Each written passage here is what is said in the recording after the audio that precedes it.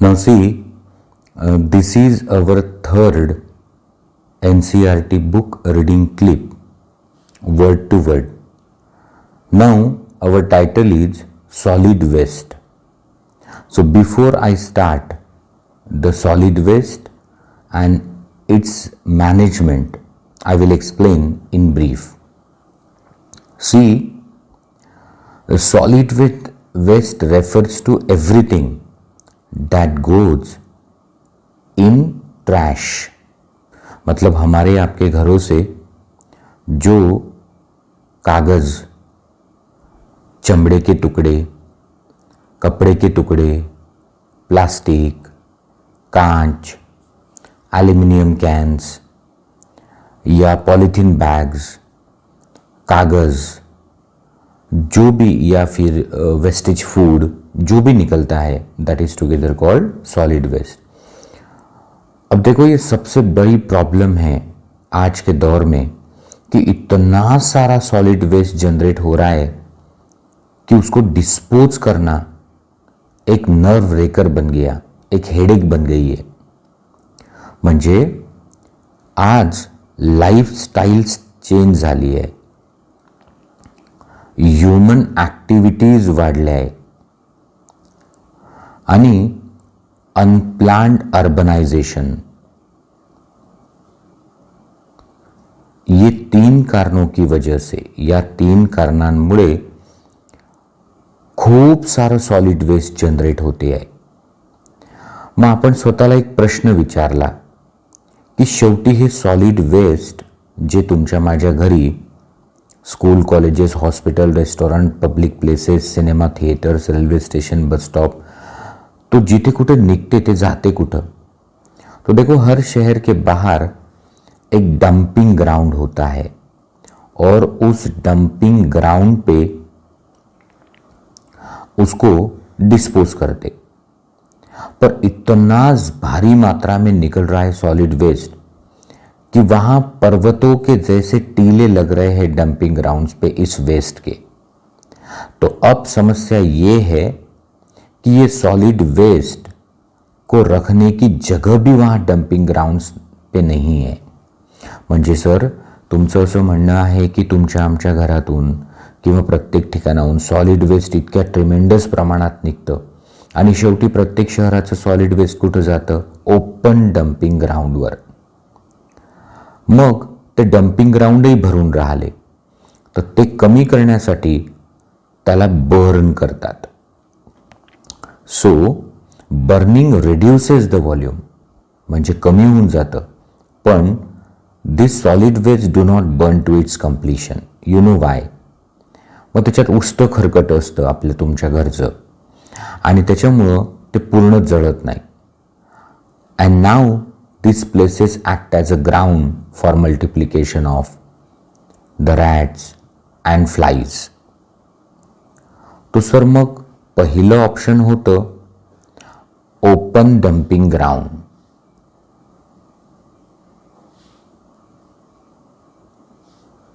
So option number 1, open dumping ground. दूसरा option ये ढूंढा कि चलो गड्ढे बनाते हैं ऐसे लंबे, और गड्ढों में ये कूड़ा कचरा दबा दबा के भरेंगे और मिट्टी लोड देंगे. So that is called sanitary landfills. म्हणजे जेसीबी मशीननं गड्ढे करायचे आणि त्याच्यात तो शहराचा कूडा कचरा दाबून टाकायचा आणि माती लोटून द्यायची. पण त्याचा प्रॉब्लेम असा आहे की जे केमिकल्स गाडले गेले तर त्याचा सिपेज होतो आणि ग्राउंड वॉटरचं कंटॅमिनेशन होते. तो ओपन डंपिंग ग्राउंडचा प्रॉब्लेम आहे की तिथं आपण जाळतो कचरा पण तो पूर्ण जळत नाही. सॅनिटरी लँडफिल्सचा प्रॉब्लेम काय आहे की सर, कचराच इतका निघतोय की ते लँडफिल्स भरून जातात आणि वॉटरचं कंटॅमिनेशन होते. मग आता तिसरं आणि शेवटचं ऑप्शन कोणतं राहिलं? तो ये आपको बोर्ड में भी पूछते हैं. तो देखो, अब आखिरी ऑप्शन ये बचा कि every citizen must be sensitive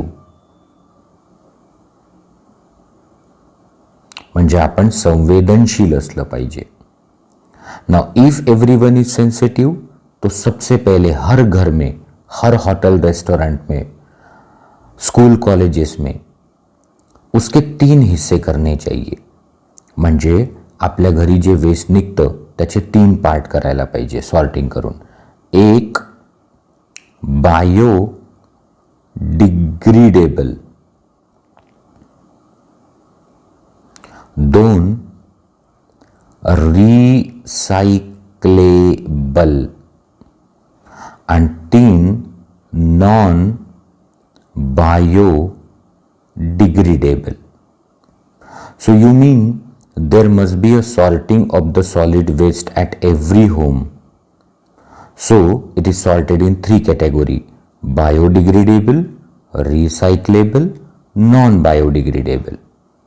तो अगर हर घर ने ऐसा काम किया तो जो भी बायोडिग्रेडेबल है तो उसको हम लोग आंगन में गड्ढे में उसको गाड़ देंगे and it is left for natural decomposition.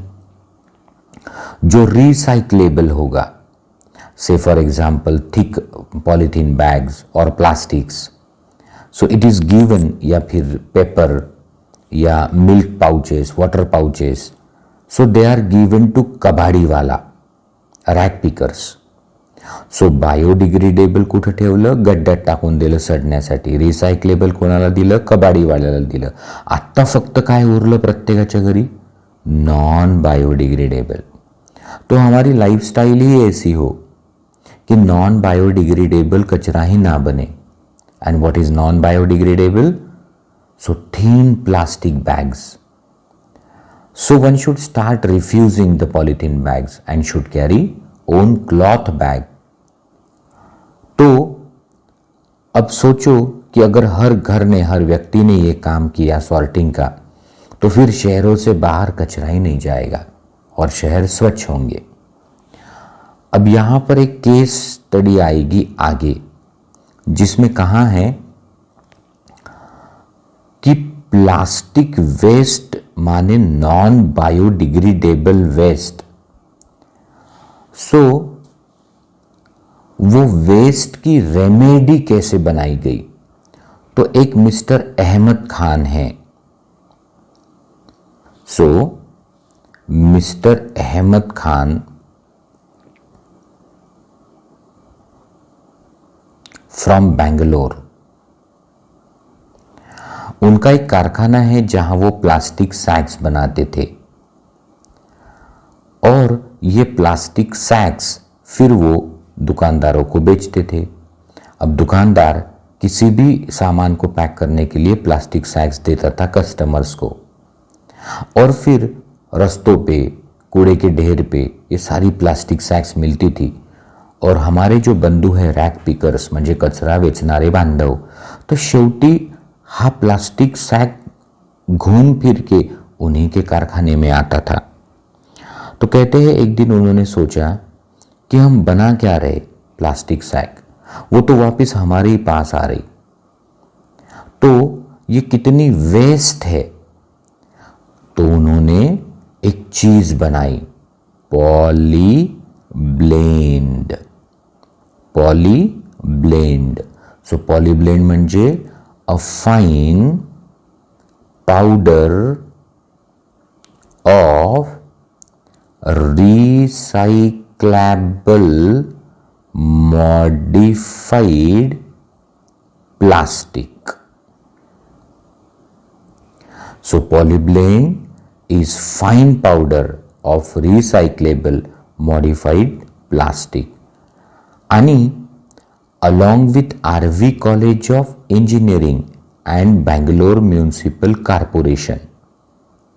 So RV college of engineering and Bangalore municipal कॉर्पोरेशनच्या मदतीनं मिस्टर अहमद खान यांनी काय केलं की बिटुमिन, बिटुमिन म्हणजे असं सिमेंट ज्याच्यापासून सिमेंट रोड बनतात, तो बिटुमिन प्लस पॉलीब्लेंड हे मिक्स करून रोड बनवायला सुरुवात केली. आता फायदा असा झाला की ज्या प्लास्टिक सॅक्स रॅक पिकर वेचून आणतात तर त्या प्लास्टिक सॅक्स पासून बनायला लागलं पॉलीब्लेंड आणि बिटुमिन म्हणजे सिमेंट सोबत त्याच्यापासून बनायला लागले रोड. तर जे रॅक पिकर बांधव होते त्यांना पूर्वी 40 पैसे प्रति किलो हा प्लास्टिक कचरा, 40 पैसे, रुपए नहीं, 40 पैसे प्रति किलो से ये कचरा उनसे मिस्टर खान खरीदते थे. जब उन्होंने पॉलीब्लेंड डेवलप किया, a fine powder of recyclable modified plastic, जिससे सीमेंट के साथ मिक्स करके रोड बनना शुरू हुआ, तो उन्होंने उनको 6 रुपीज 6 पर केजी देना शुरू किया. अब रैक पिकर्स एक एक प्लास्टिक का कचरा उठा के लाने लगे और बेंगलोर सिटी से प्लास्टिक जीरो हो गया और 40 किलोमीटर के रोड बनाए गए. पॉलीब्लेंडचा फायदा हा झाला की त्या पॉलीब्लेंडमुळे बिटुमिन म्हणजे सिमेंटची वॉटर रॅपेलिंग कपॅसिटी वाढली आणि त्याच्यामुळं रोडचं लाईफसुद्धा वाढलं. तो ही आहे रेमेडी फॉर प्लास्टिक वेस्ट. अब जितना मैंने बताया वो सब यहाँ आपको मिलेगा. So let us start now.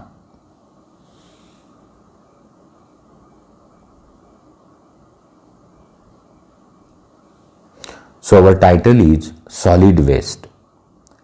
Solid waste refers to everything that goes out in trash. Solid waste म्हणजे ती प्रत्येक गोष्ट जी शेवटी कुड्या कचऱ्यात जाते. Municipal solid waste are waste from homes, offices, stores, schools, hospital, etc. that are collected and disposed by municipality. तो शहरांचा कचरा म्हणजे घरामधून, कार्यालयातून, स्टोअर्समधून, शाळा, दवाखाने याच्यातून निघणारा जो कचरा आहे आणि शेवटी म्युनिसिपालिटी त्याला शहराच्या बाहेर कचरा डेपोवरती फेकून देतं. The municipal solid waste generally comprise paper, food waste, plastic, glass, metal, rubber, leather, textile etcetera. मग हे जे शहरांमधला घन कचरा असतो, सॉलिड वेस्ट रहता, वो है क्या? तो कागज़ है, जूठा अनाज है, प्लास्टिक है, कांच है, कुछ धातु है, रबर है, चमड़ा है और कपड़े हैं. अब जहाँ कचरे के ढेर पे उसको शहर के बाहर फेंका गया उसे ओपन डंपिंग ग्राउंड्स कहते. तो वहाँ इतना कचरा जमा होता है कि अब अगला कचरा जो बनेगा उसको रखने की जगह नहीं. तो कचरा मग ते जाळतात की त्याचं व्हॉल्यूम कमी करावं. So burning reduces volume of the waste. Although it is generally not burned to completion, and open dumps often serves as breeding ground for rats and flies. तो कचरे को कम करने के हेतु उसको जलाया जाता है पर वो पूरी तरह से जलता नहीं है और फिर वहाँ चूहे और मक्खियाँ इनकी पैदाश बढ़ती है. तो फिर ये तो तरीका ठीक नहीं है. तो दूसरा option, sanitary landfills were adapted as a substitute for open burning dumps. In a sanitary landfills, waste are dumped in depression, Mane गड्ढा बनाकर, बड़े बड़े गड्ढे बनाकर उसमें कचरे को दबाया जाता. So in a sanitary landfill, the waste are dumped in depression or trench after compaction and covered with the dirt every day. तो उस पर मिट्टी लौटती जाती है. If you live in a town or city, do you know where the nearest landfill site is? तो जर तुम्ही शहरात किंवा गावात राहत असाल तर तुम्हाला माहिती आहे का की तुमच्या शहराचा किंवा गावाचा कचरा कुठे टाकतात? तो शहराच्या बाहेर.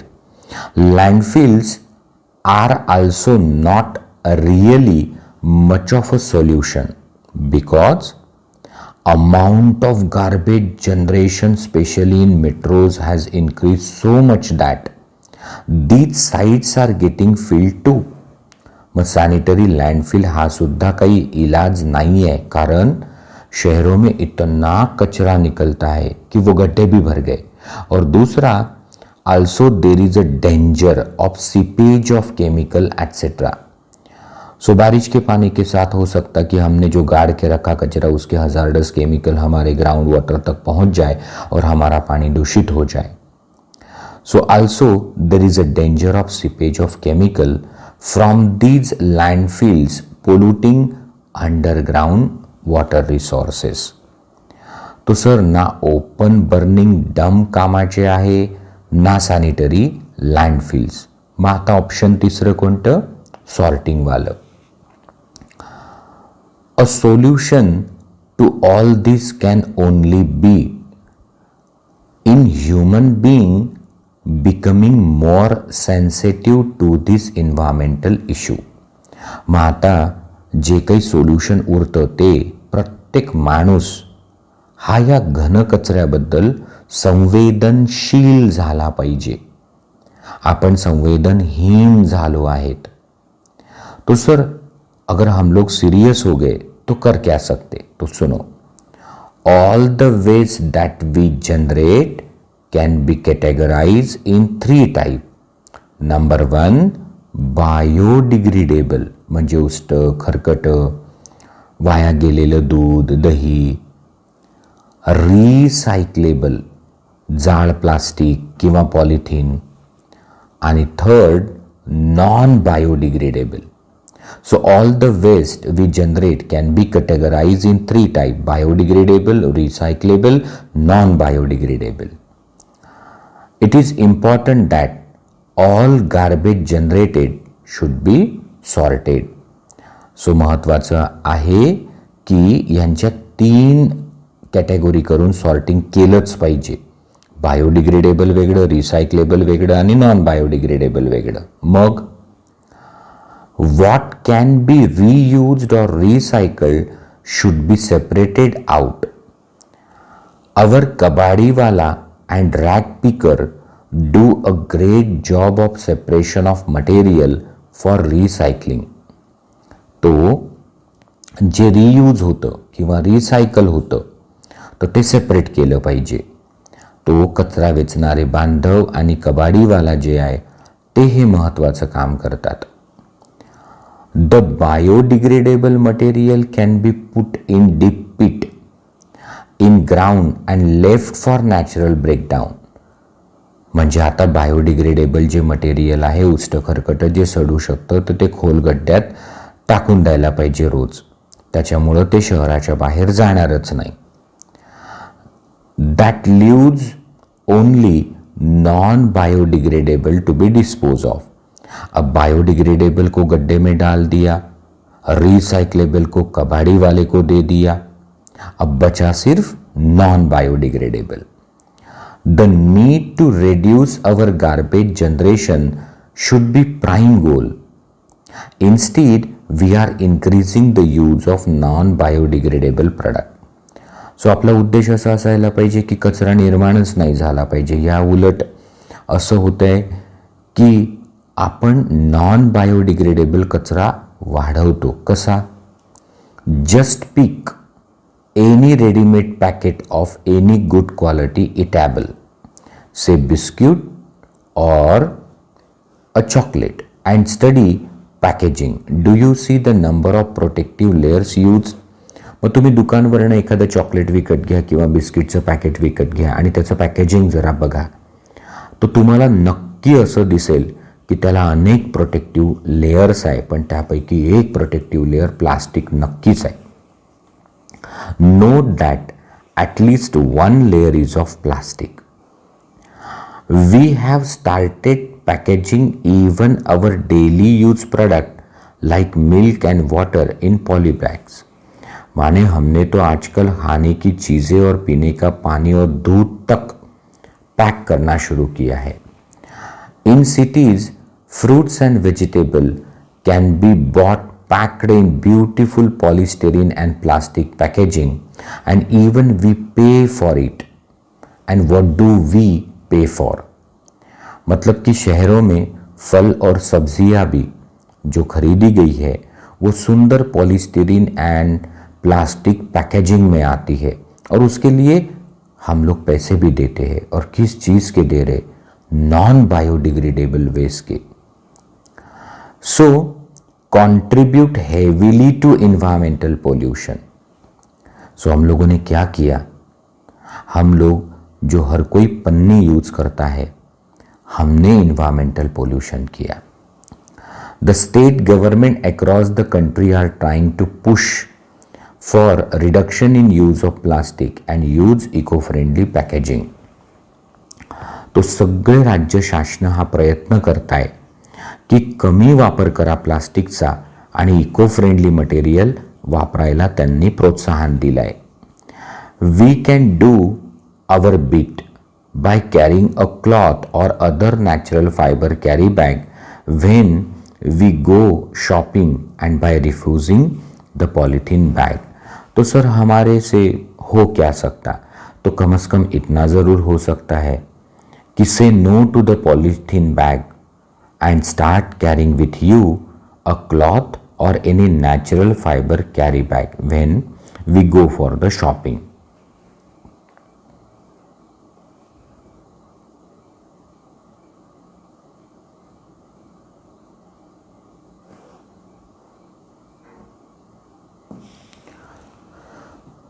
Hospitals generate hazardous waste that contain disinfectants and other harmful chemical and also pathogenic microbes. तो शहरों में जो बड़े बड़े अस्पताल है वहाँ से भी हजार्डस वेस्ट रोज़ाना निकलता है जिसमें डिसइंफेक्टेंट्स है, मतलब ड्रेसिंग करने के लिए, सर्जरी करने के लिए जो यूज़ किए थे, बेटाडीन, आयोडीन टिंचर, तो उसके कपास के गोले और बहुत सारे हार्मफुल केमिकल। और देखो हॉस्पिटल वेस्ट में तो पैथोजेंस भी रहते। Such waste also require careful treatment and disposal. Use of incinerators, incinerators माने जहां उसको कंप्लीट जलाया जाता। So destroyed by burning is incineration. So use of incinerators is important to the disposal of hospital waste. तो ये हमारी पहली underline होगी कि हॉस्पिटल वेस्ट के डिस्पोजल में महत्व किस बात का है? यूज ऑफ इनसिनरेटर्स जो उसको कंप्लीटली जलाएंगे। Now next solid waste is e waste, irreparable computer म्हणजे नादुरुस्त असणारे कॉम्प्युटर जे दुरुस्त होत नाही. Other electronic goods are known as electronic waste और e waste. E waste are buried in landfills और इन्सिनरेटेड. तो हे जे इर्रेपरेबल कॉम्प्युटर्स आहे या फिर इलेक्ट्रॉनिक गुड्स आहेत तर याला आपण ई वेस्ट म्हणतो आणि त्यांना लँडफिल्समध्ये, गड्ड्यांमध्ये गाडलं जातं, नाही तर कंप्लीट जाळून टाकलं जातं. Over half of the e waste generated in developed countries are exported to developing countries like China, India, Pakistan. तो सर जो विकसित देश है उनसे ई वेस्ट हम लोग मंगवाते हैं, इंडिया वाले, पाकिस्तान वाले, चाइना वाले. किस लिए? Where the metals like copper, iron, silicon, nickel, gold are recovered during recycling process. तो ई वेस्ट में से प्रेसियस मेटल्स निकलते हैं, copper, iron, silicon, nickel, gold, और रिसाइकलिंग के दरमियान उनको हम रिकवर करते. Unlike developed countries which have specifically built facility for recycling the e-waste. Recycling in developing countries often involve manual participation, thus exposing our workers to toxic substances present in e-waste. तो developed countries ज्या आहे त्यांच्याकडं recycling of e वेस्टसाठी special facilities आहेत आणि mechanise process आहे, human participation नाही. पण आपल्यासारख्या गरीब देशांमध्ये रिसायकलिंग मॅन्युअली केलं जातं आणि आपले कामगार बांधव त्यातल्या टॉक्सिक केमिकलला एक्सपोज होतात. Recycling is the only solution for the treatment of e waste provided it is carried out in environment friendly manner. तो ही तुमची दुसरी अंडरलाईन असेल की ई वेस्टसाठी फक्त सोल्युशन कोणतं आहे, त्याचं रिसायकलिंग करणं, पण कसं एका एन्व्हायरमेंट फ्रेंडली मॅनरमध्ये. Now a case study of solid waste म्हणजे बँगलोरच्या मिस्टर खानने प्लास्टिक वेस्टसाठी जी रेमेडी काढली आहे पॉलीब्लेंड, ती story. So a case study of remedy for plastic waste. A plastic sack manufacturer in Bangalore has managed to find ideal solution to ever increasing problem of accumulating plastic waste. So plastic bags बनाने वाले बैंगलोर के एक व्यक्ति ने एक ideal solution निकाला है. Plastic waste जो दिन ब दिन बढ़ता है उसके लिए विकल्प ढूंढा है. Ahmed Khan age 57 year old has been producing plastic sacks for 20 years. तो मिस्टर खान जो 57 साल के हैं वो 20 वर्षों से अपने कारखानों में प्लास्टिक सैक्स बनाते थे. About 8 years ago he realized that plastic waste was a real problem. So 8 साल पहले उन्हें ये ध्यान में आया कि हम बना क्या रहे, प्लास्टिक वेस्ट वो एक बड़ी समस्या है. तो उन्होंने बनाया Polyblend. So Polyblend a fine powder of recycled modified plastic was developed then by his company. तो प्लास्टिक की सैक बनाने की जगह उनकी कंपनी ने पॉलीब्लेंड बनाना शुरू किया जो कि फाइन पाउडर है of recycled modified plastic. This mixture is mixed with bitumen म्हणजे cement that is use to lay the roads. मग हे जे पॉलीब्लेंड आहे ते सिमेंट सोबत मिक्स करून रोड टाकण्यात आले.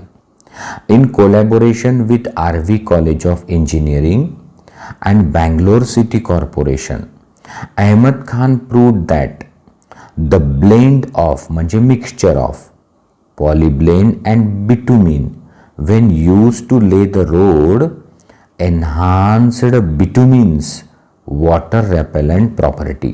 म्हणजे सिमेंटची वॉटर रेपेलंट प्रॉपर्टी पॉलीब्लेंडमुळे वाढली and helped to increase the road life by a factor of 3. पट आयुष्य रोडचं वाढलं. The raw material for creating Polyblend is any plastic film waste. Polyblend बनवण्यासाठी जे रॉ मटेरियल आहे ती कुठलीही पन्नी आहे पातळ जी नॉन बायोडिग्रेडेबल असते निसर्गात. So against the price of 0.40 per kg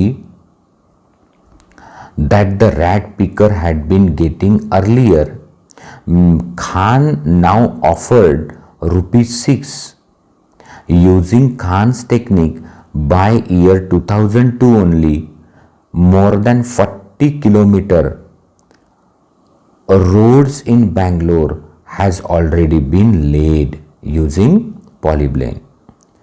At this rate, Khan will soon be running short of plastic waste. म्हणजे या गतीनं आपण पुढे जात राहिलो तर एक दिवस असा येईल की मिस्टर खानला पॉलिब्लेंड बनवण्यासाठी सुद्धा प्लास्टिक मिळणार नाही आणि शहर प्लास्टिक फ्री होऊन जाईल. So at this rate Khan will soon be running short of plastic waste in Bangalore to produce Polyblend. Thanks to innovation like Polyblend we might still avoid being smothered by plastic waste. Now the next title is ill effect of agrochemicals. तो यहाँ मैं short में आपको पहले बताता इल effect of agrochemicals के बारे में. So उपज को बढ़ाने केमिकल फर्टिलाइजर्स एंड पेस्टिसाइड्स किसान बंधु यूज करते. पर आपको जानकर ताज्जुब होगा कि जब भी पेस्टिसाइड्स छिड़के जाते हैं फसलों के ऊपर तो सिर्फ 15% ही फसलों पर गिरते हैं और 85% वो सराउंडिंग में गिर जाते हैं. म्हणजे शेतकरी दादा जेव्हा पेस्टिसाइड शिंपडतो तेव्हा 15% टार्गेटला हिट करते आणि 85% पेस्टिसाइड वातावरणात सांडते मातीवर. Food agriculture organisation report 2000 says that. म्हणजे FAO food agriculture organisation united नेशनमध्ये काम करते. त्यांचा 2000 सालचा रिपोर्ट म्हणतो की soil is a chief medium for contamination of underground water. तो तुम्ही मी जे पाणी पितो आहे आपल्या घरी तर ते सुद्धा दूषित झालंय. पण पाणी दूषित कसं झालंय? तो जो मिट्टी पे पेस्टिसाइड गिरा था वो नीचे परकोलेट होता और ग्राउंड वाटर का करता कंटॅमिनेशन. म्हणजे सर जे मातीवरती कीटकनाशक पडतं तर ते जमिनीतल्या पाण्याला दूषित करतं. हो, पण कसं काय? तो ते डिपेंड करते की किती प्रमाणात पेस्टिसाइड मारलं, कोणतं पेस्टिसाइड मारलं, मारण्याची पद्धत कोणती होती. So the kind of pesticide, the amount spread and the method of application, also some soil properties. जसं ड्रेनेज ऑफ द सॉइल कसं आहे किंवा रेनफॉल किती आहे, मोबिलिटी ऑफ द पेस्टिसाइड कशी आहे याच्यावर ते डिपेंड करतं. तुम्हाला आश्चर्य वाटेल की एंडोसल्फानची मोबिलिटी सगळ्यात कमी आहे. असं असून सुद्धा एंडोसल्फान तुमच्या आमच्या पिण्याच्या पाण्यात जास्त आहे. का? कारण त्याचं प्रमाणच तेवढ्या मारलं गेलं होतं. तो सर एक प्रॉब्लेम आहे केमिकल पेस्टिसाइडचा, तो म्हणजे ग्राउंड वॉटर कंटॅमिनेशन. दूसरा प्रॉब्लेम काय आहे? Second problem is our food get contaminated. म्हणजे तुम्ही आम्ही जे ग्रेन्स खातो, पल्सेस खातो, व्हेजिटेबल फ्रूट्स खातो तो तेही कंटॅमिनेट झाले. तिसरं paste resistance. So paste resistance म्हणजे तो पेस्टिसाइड छिड़कने के बाद दिन ब दिन ये पेस्ट रेजिस्टेंट होते जा रही और ऐसी रेजिस्टेंट पेस्ट को मारने के लिए फिर पेस्टिसाइड के डोजेस बढ़ाए जाते एंड वापस ये प्रॉब्लम बढ़ेंगे जैसे कि ground water contamination, food contamination end paste resistance.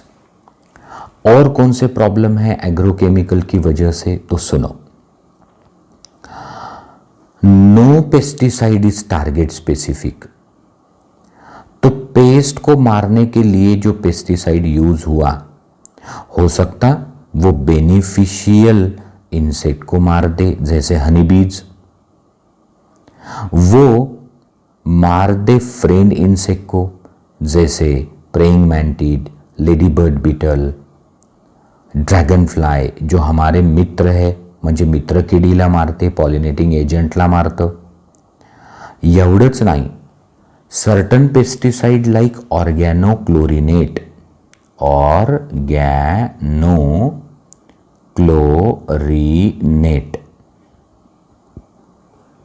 Like DDT, तो हे पेस्टिसाइड आहे ना असतात लिपोफिलिक, म्हणजे लिपिड लव्हिंग असतात. तो सर ऑर्गॅनोक्लोरिनेट लाईक DDT हे पेस्टिसाइड लिपोफिलिक असतात म्हणजे ते ॲनिमलच्या फॅटी टिश्यूमध्ये डिपॉझिट होतात आणि ते डिपॉझिट झाले की त्याला म्हणतात बायो ॲक्युमिलेशन. तो समजा गायीच्या शरीरात, कीटकांच्या शरीरात, मासळ्यांच्या शरीरात, तुमच्या आमच्या शरीरात, तो ते पोहोचतात आणि तिथं ते फॅटी टिश्यूमध्ये राहतात. ना उनका एक्सक्रीशन होता पसीने से, ना पेशाब से, ना फीकल मैटर से, वो डिपॉजिट होते. इतना ही नहीं, धीरे धीरे उनकी मात्रा बढ़ती है in the higher member of the food chain. जैसे T1 से अधिक T2 में, T2 से अधिक T3 में, T4 में, T5 में, म्हणजे गवतापेक्षा जास्त कीटकामध्ये, कीटकापेक्षा जास्त बेडकामध्ये, बेडकापेक्षा जास्त सापामध्ये, सापापेक्षा जास्त मोरामध्ये. That is called biomagnification किंवा बायो ॲक्युमिलेशन. तो आपण त्याची डेफिनेशन पाहिली. Increase in concentration of toxicant in the successive trophic level is called biomagnification. आणि आपण ते thinning of the egg shell of the fish eating birds and reduced in their population ते already पाहिलेलं आहे. केमिकल पेस्टिसाइड से तो तबाही होती ही है, पर केमिकल फर्टिलाइजर का एक्सेस यूज भी नहीं होना चाहिए. तो उसके लिए ऑप्शन क्या है? Go for organic farming, use only bio fertilizers and bio pesticides. अब यहां क्या दिया है वो देखते हैं.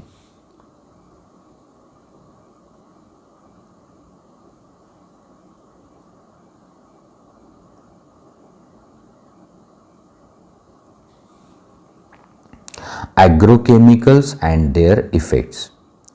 In a wake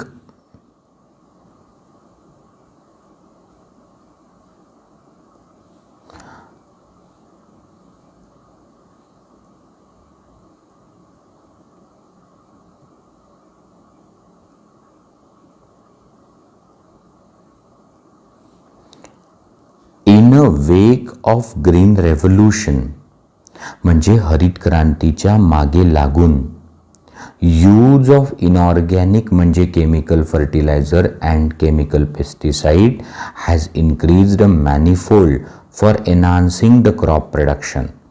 तो उपज को बढ़ाने के पीछे हम लोग लगे थे ग्रीन रेवोल्यूशन में, और उसमें हमने केमिकल फर्टिलाइजर और पेस्टिसाइड का उपयोग कई गुना बढ़ा दिया. Pesticides, herbicides, fungicides are being increasingly used. Incidentally, these are toxic to non-target organisms that are important components of soil ecosystem. मतलब इतना ही नहीं, जो पेस्टिसाइड्स हम लोग छिड़कते हैं वो ज़मीन पे गिरते हैं और ज़मीन में नाइट्रोजन फिक्सिंग माइक्रो ऑर्गेनिज्म जो रहते, बैक्टीरिया, साइनोबैक्टीरिया, वो भी मर रहे और उससे natural productivity of the soil कम हो गई. So do you think this can be biomagnified in terrestrial ecosystem? तो जवाब हमने दे दिया कि हाँ होता है. We know that addition of increasing amount of chemical fertiliser can do with the aquatic ecosystem viz eutrophication. आपल्याला माहिती आहे की शेतांमध्ये रासायनिक खतांचा वापर वाढल्यामुळं ॲक्वाटिक इकोसिस्टममध्ये काय झालं होतं. तो सर खेतों में हम लोग जो केमिकल फर्टिलाइजर्स देते हैं या पेस्टिसाइड्स छिड़कते हैं तो बारिश के पानी के बहाव के साथ वो तालाब में आते हैं और तालाब के पानी से zooplankton, small fish, large fish और फिश ईटिंग बर्ड में चले जाते हैं. और यूट्रोफिकेशन होता है माने जब नाइट्रेट्स एंड फॉस्फेट्स जैसे न्यूट्रिएंट्स पानी में आते हैं तो वहाँ पर अल्गल ब्लूम होता है और अल्गल ब्लूम की वजह से फिर यूट्रोफिकेशन होता है. This algae drain oxygen, they are robbers of oxygen और फिर फिशेस की डेथ होती है. The current problem in agriculture are therefore extremely dangerous, that is grave.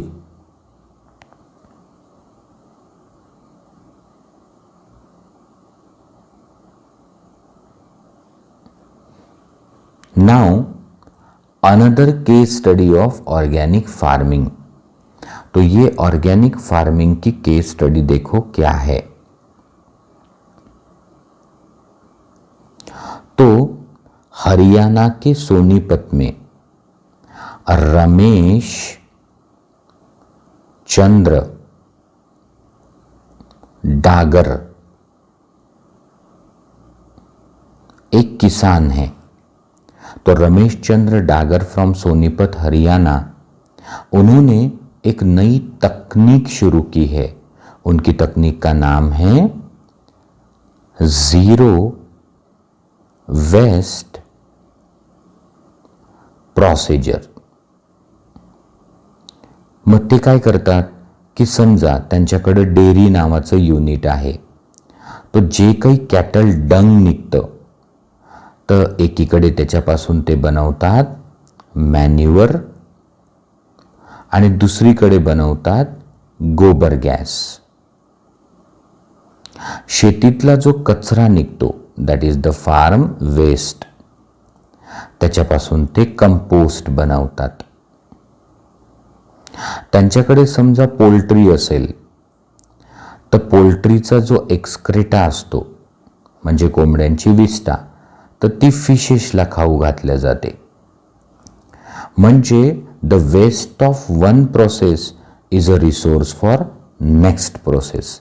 याला साइक्लिकल जीरो वेस्ट प्रोसीजर म्हणतात. महत्व इस बात का है कि उन्होंने 5000 किसानों को एकत्रित करके ये सब प्रक्रिया इंटीग्रेटेड की है, माने जॉइंट एफर्ट्स उन्होंने किए हैं. सो देखो अब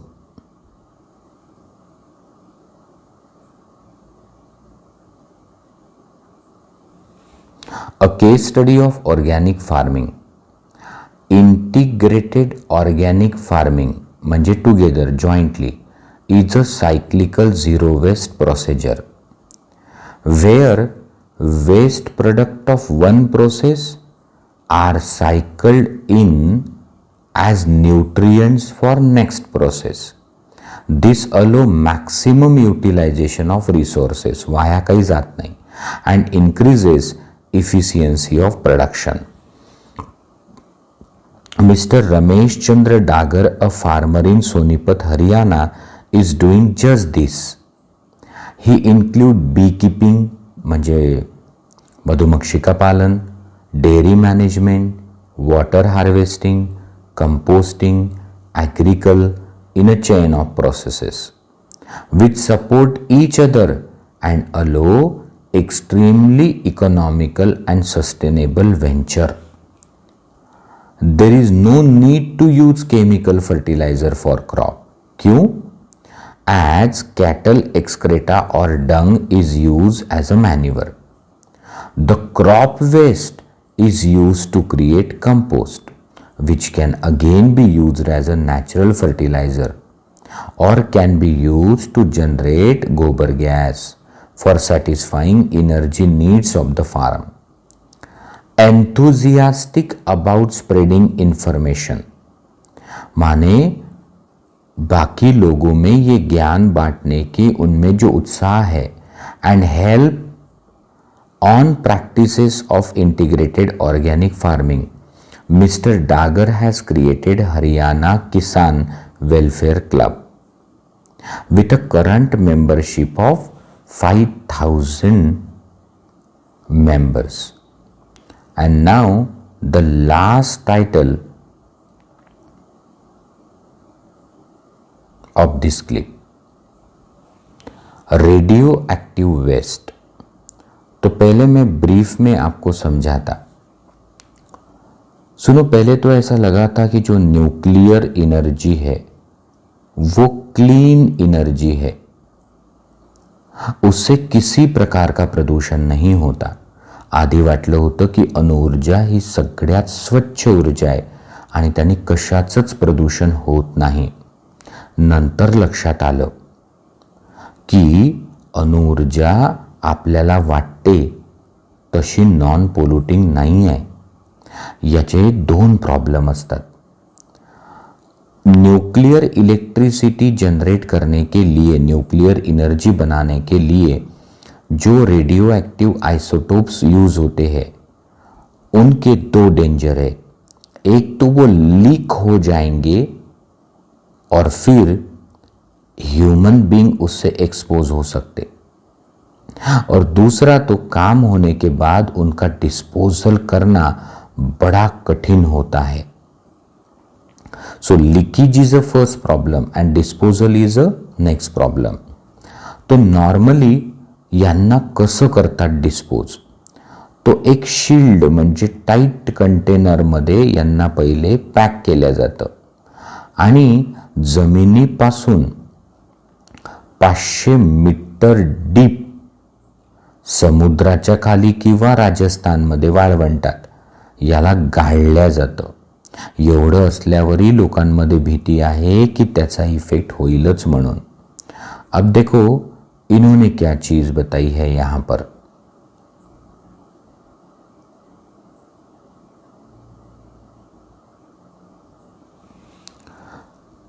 Initially, nuclear energy was held as a non-polluting way of generating electricity. सुरुवातीला अणुऊर्जा आपण असं समजलो होतो की ते नॉन पोल्युटिंग वे आहे for generating electricity. Later on it was realized that use of nuclear energy has two serious inherent problems. The first is accidental leakage, as occurred in 3 Mile Island and Chernobyl incidents. म्हणजे अपघातानं ते leak होऊ शकतं. And second is the safe disposal of the radioactive waste. Radiation that is given off nuclear waste is extremely damaging to organism because it causes mutation at a high rate. At high doses, nuclear radiations are lethal. म्हणजे हाय dose असला तर direct मृत्यू येतो. But at lower doses it creates the severe disorder. Most frequently are cancer. Therefore, nuclear waste is an extremely potent pollutant and has to be dealt with utmost caution. It has been recommended that storage of nuclear waste after sufficient pre-treatment should be done in suitably shielded container buried within rocks about 500 meter deep below earth surface. यहाँ NEET question था, what is the way of disposal of the radioactive waste. So 500 metre deep उनको गाड़ना चाहिए in a tight container. However this method of disposal is meeting a stiff opposition from public. लोकांनी ह्या डिस्पोजलच्या पद्धतीला विरोध दर्शवला। Why do you think this method of disposal is not agreeable to many people? लोगों को लगता है कि भूचाल की वजह से, भूकंपामुळे ते वर येतील, किंवा असं होऊ शकतं की तिथे बोरवेल किंवा वेल केली किंवा मायनिंग ॲक्टिव्हिटी केली तर ते लीक होऊ शकतील म्हणून. अब अगली क्लिप में हम इंटरेस्टिंग टाइटल देखेंगे, greenhouse effect, one reason behind global warming. और हम देखेंगे ओजोन डिप्लीशन इन स्ट्रेटोस्फीयर. और तीसरा देखेंगे डिफॉरेस्टेशन.